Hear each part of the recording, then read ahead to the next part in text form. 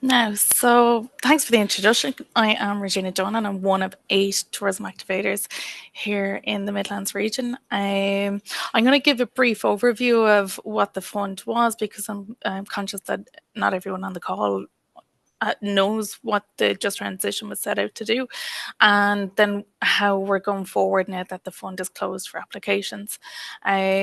So there was 68 million made altogether for a regenerative tourism and placemaking scheme in the Midlands. It was launched in September 2023, and the application, it was a stringent, and I'm sure some of my applicants here on the call agree, difficult application process, and very similar to what John was saying earlier. There's a lot of information needed for these, and the same with Mary. But we got there and we've gotten a lot of applications in, so now we're in the process of having those approved, managing some that have already been awarded money.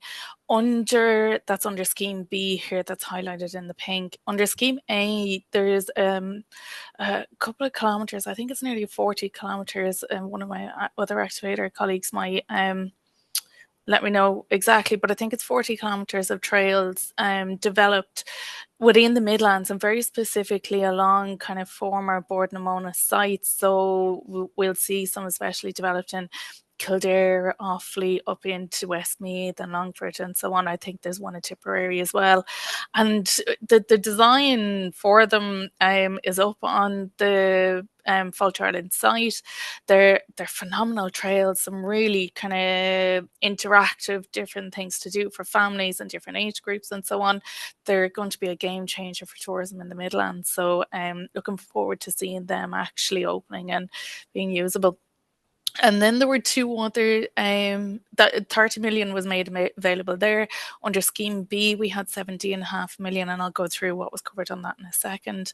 Scheme C and D were strategic partnership funds, and they were for the likes of state agencies. So OPW, Quilter, Waterways Ireland, and so on were eligible to apply under that one, and local authorities. And there's been a really significant number of projects announced under both these schemes.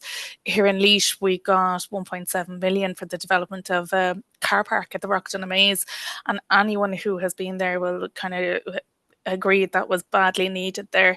But what will be put in is some accessible interpretation, and we'll also see like biodiversity areas and so on put in.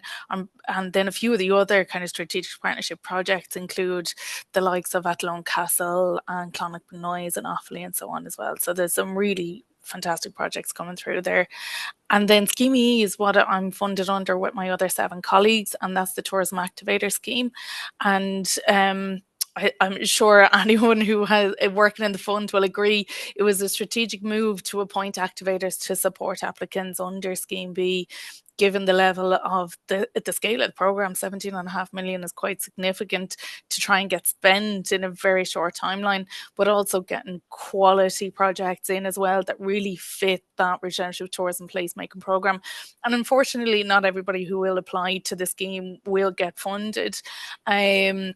But there are other supports. So one of those then is the learning program there, and I'll show some wonderful images from that. But what that was a fully funded 2-year training program, and some of the pillars included sustainable tourism development, accessible tourism. One key strand of this fund is to ensure accessible tourism, and some of the projects coming through and some of the upgrades to business coming through was really refreshing to see. Digital kind of innovations, kind of routes to market, understanding that business network. I was on a wonderful one on Monday around biodiversity and tourism, some really interesting information coming out there. And anyone with an interest in tourism within the region was eligible to apply under that scheme, and we've started the second round of it this year in February. So it's great to see so many people in attendance at them as well. what were the objectives of the scheme? Really, it was to foster economic diversification in the territory. As we know, so many people lost their jobs due to the closure of the peak processing plants. So a lot of incomes were hit because of that. So tourism can have the potential for diversifying the economy. So with this fund, and we aim to achieve that then through job creation and increase in visitor numbers and so on as well, but also that impact on spend in other businesses as a result of that increased footfall. And then action two was to support the regeneration and the repurposing of peatlands and related land. And there's some fabulous projects coming out through that then as well.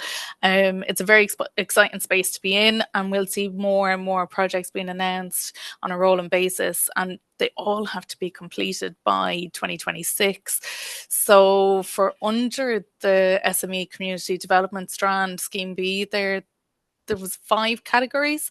You had the first one was the development of sustainable visitor experiences, and this was a broad range. It was everything from guided tours to opening of cafes along greenways to development of sustainable visitor attractions, museums, but it did have a very strong focus on that sustainability, that regenerative tourism, that protection of nature and resources and so on. So again, not an easy one to get funding for, but some of the projects potentially coming through, and it will really make a big impact in their area. Category two, again, one of the biggest things missing in the Midlands was alternative accommodation. Not everybody wants to go to hotels, and as Mary noted there, that she has people coming from all over the world, and they want that alternative accommodation. They don't want the big 90, 100 room hotel. They want somewhere that they can have their own space and their own time and be in nature. So this is what this fund under category two funded. And we're seeing some really unique projects coming out kind of on sustainable farms, and like we're seeing the restoration of historic town centre buildings as well. So there's some really beautiful projects coming out of this actually, and there's some being announced, and I'll show you an example one now in a second. Category three was capital project planning and design. So if anyone had a large scale project that had the potential for impact, there was a limited number of funding made available under this strand for architects' fees, engineers' reports, and to get you to the planning side of things. And then category four was digital transformation. I'll show you another example of that in a second. This was 100% funded. So all the other categories 1, 2, 3, and 5 are 80% funded, but category 4 was 100% funded for businesses in the region that were already operational. So everything from B&Bs to destination marketing organisations to visitor attractions, tour guides, and so on. So, and we're seeing some wonderful projects again coming through there that with really high-end websites, booking systems that, and I'm sure all three of you who gave presentations today, the first thing you'll say is that you have to do a bit of everything within the business. So if you can streamline your booking system and make it a lot easier, it would probably help. So that was what was funded under the digital transformation, and high quality content as well. So we'll see more and more of those projects coming through as well in the Midlands. And then category 5, again, accessibility enhancements for a more inclusive visitor experience. And this fund included everything from hearing loops within for visitor attractions to hoists and beds, or accessible trikes and bikes, and really anything that you needed in order to get your business up and accessible and open for everybody. So we altogether, I don't have an exact figure, but we had in and around 150 applications to the fund by the time it closed on the 13th of January.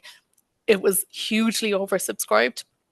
Not everybody is going to get money, but what I did showcase was on the ground for those of us kind of practitioners working in the development space, we've been saying for a long time, the drive is there, the want is there. People want to develop sustainable businesses that are low carbon, that are kind of trying to achieve those green targets. And this the applications to the fund showed that. It showed that there is an appetite there for it. So one of my low carbon sustainable accommodations was out right next to Ballybofey train station. I think it was potentially one of the first applications approved under the fund. They'd had their planning in place since 2023. This is Emily and Owen here who run the place, and I think their energy really helps with it as well. I don't think I've ever gone out for a site visit and either Emily and Owen haven't had a smile on their face. And it's that, even if it's freezing in the hostel, they've renovated an old hostel that's on site that was a derelict building, and anyone who has either passed by Ballybrophy or known Ballybrophy has only ever known that building to be derelict. And now you drive by it and the door is painted an absolutely beautiful red, the lime wash on the front. And then they also have this traveling wagon tour with they attract a lot of the German market for this, but they're on 24-hour call. You can actually see someone here kind of walking alongside them, so the visitor isn't just brought along and then said, here you go, that they have 24 on call service there, and they get to see the beautiful surrounds of South Laois on a kind of 3 to 5 day tour, depending on how long they want to go out for. And then they will also develop 5 glamping units with the Just Transition Fund as well. And one of those is really interesting. It's like an old Irish Rail kind of bunker. And when I first seen it, I was like, what, Ian, the owner, what is he going to be doing here? But as it's developing, you can just see the really uniqueness about it. And because it's within walking distance of the train station, it's like hugely low carbon, but it's also really accessible for anyone maybe flying into the country. They can jump on a train from Houston Station without having to hire a car, so it really does meet the ethos of the fund. Under the digital transformation, then Hannah has given me permission to share this wonderful image of her 300-year-old house, a Brentwood house in Mount Rath, a generational kind of family guest house. Hannah and Paddy took it over then a couple of years ago. Paddy's the chef, Hannah does everything. They have like a beautiful writer's cottage on site, some walking trails. But I think this image just really embodies the kind of homeliness. So it's a home away from a home. And one of my favorite things about Brentwood House is their kind of communal dinner table, and it's based off what food is in season as well, and you're really at the foot of the Sleeploom Mountains when you go to stay in Brentwood House. And I remember when the fund was launched, I was telling Hannah about the website, and she was like, "Oh, we've a good enough website already." And I was like, "But have you a booking system? Have you a CRM to manage those systems? And she was like, do you know what, we'll just go for it. And she came back to me when she shared this, and she said, Regina, I'm so glad we did. The quality of the imagery, the quality of the photography, just the process was so easy. So I highly recommend, if Fáilte Ireland launch that digital that delivers, my censored lighting, digital that delivers program again, maybe next year, for anyone who hasn't. And we won't be naive, it does take a bit of work, it's about a couple of hours a week, but it is worth it in the end. Because if I'm a visitor coming from abroad, the first thing I do is Google or look for you or look for a website. So having that high quality website makes a huge difference. Love this picture here. It was from the launch of the Scheme F learning program, and that was back last year now. It feels like so long ago, but what I really like about this program is that it has a really nice mix. It's very accessible. It's both in person and online, and the range of courses available. But people like Michael here, who would never have jumped online to do a learning program, he can kind of meet in person and meet other businesses. And one thing I've seen coming through in all of your presentations is having that network and that community and those neighbours, and that collaboration is key.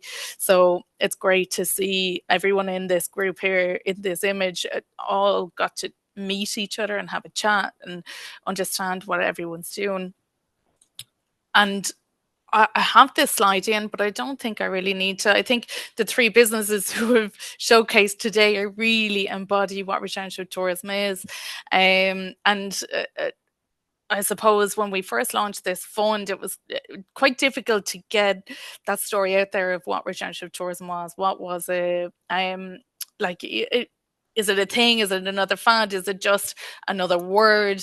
And really, I think all three of the speakers today have showcased what regenerative tourism is really at the heart of things, that it's not just sustainable. It's not just about sustaining a business. It's a full living system that it impacts communities. It helps communities to evolve and renew and restore. And it's really tourism that aligns with nature, achieves harmony and economic, social, cultural, spiritual, and ecological development. And it really is tourism that it benefits everybody at the heart of things. Now that the fund is closed, what are the next steps for us as activators?